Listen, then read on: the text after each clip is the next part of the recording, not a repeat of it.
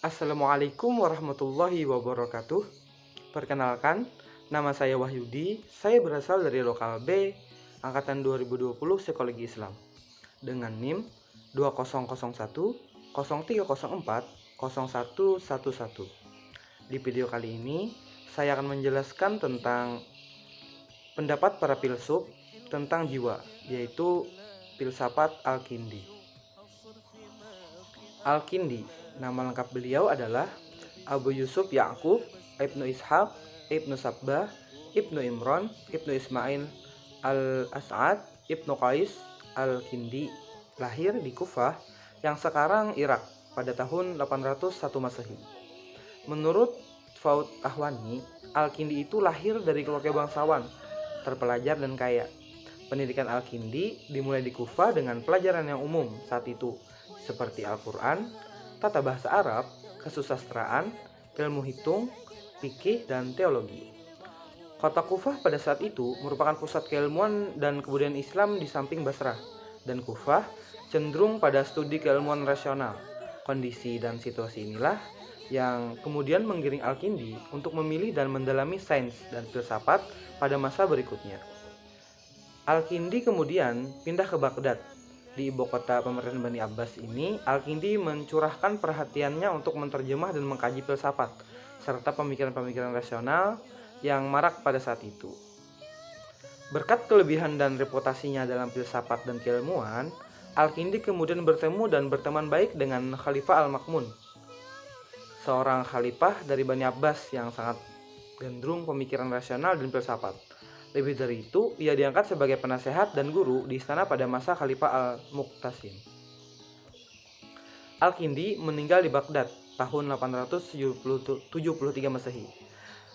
Al-Kindi meninggal dalam keadaan kesendirian dan kesunyian, hanya ditemani oleh beberapa orang terdekatnya. Dalam filsafat Islam, pembahasan tentang jiwa pertama kali dilakukan oleh Al-Kindi. Ia mengatakan bahwa jiwa adalah jauhar al-basit, bersifat ilahi dan ruhani, tunggal, tidak tersusun, tidak panjang, tidak lebar, tidak dalam, nur yang bersumber dari nur Tuhan.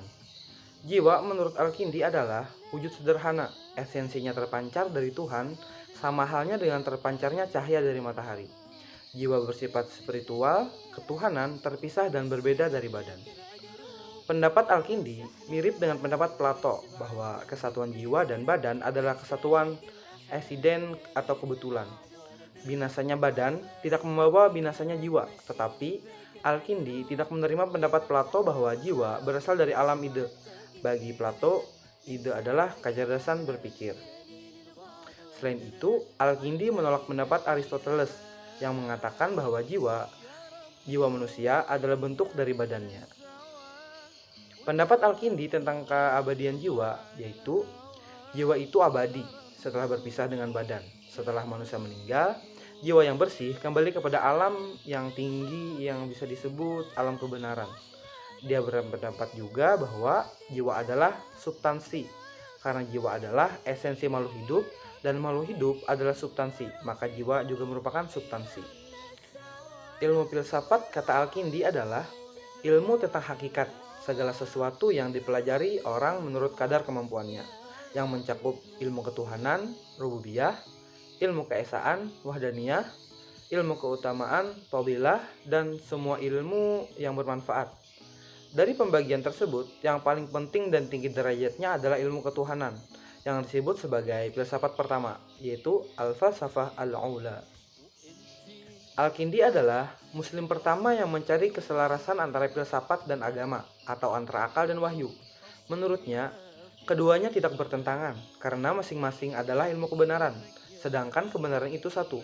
Filsafat meliputi ketuhanan, keesaan Allah, keagungan Allah, serta ilmu-ilmu lain yang mengajarkan bagaimana memperoleh apa yang bermanfaat dan menjauhi apa yang merugikan. Al-Kindi memperkenalkan agama dengan filsafat dengan alasan bahwa filsafat adalah ilmu kebenaran dan agama juga ilmu kebenaran. Oleh karena itu, tidak ada perbedaan antara keduanya. Filsafat merupakan pengetahuan yang benar, dan Al-Quran yang membawa argumen-argumen yang lebih meyakinkan dan benar tidak mungkin bertentangan dengan kebenaran yang dihasilkan filsafat.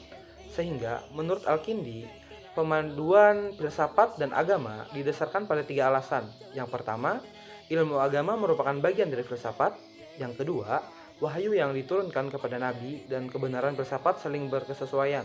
Dan yang ketiga, menuntut ilmu secara logika diperintahkan dalam agama.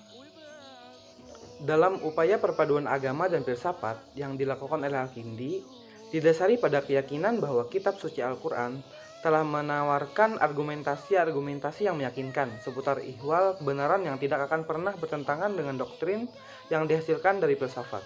Hanya saja, proses pemaduan agama dan filsafat tidak mungkin terlaksana tanpa mengikuti kebenaran atau keberadaan alat kerja agama dan filsafat yang sama. Mungkin itu saja dari saya. Terima kasih atas segala perhatiannya. Mohon maaf apabila ada kesalahan. Wassalamualaikum warahmatullahi wabarakatuh.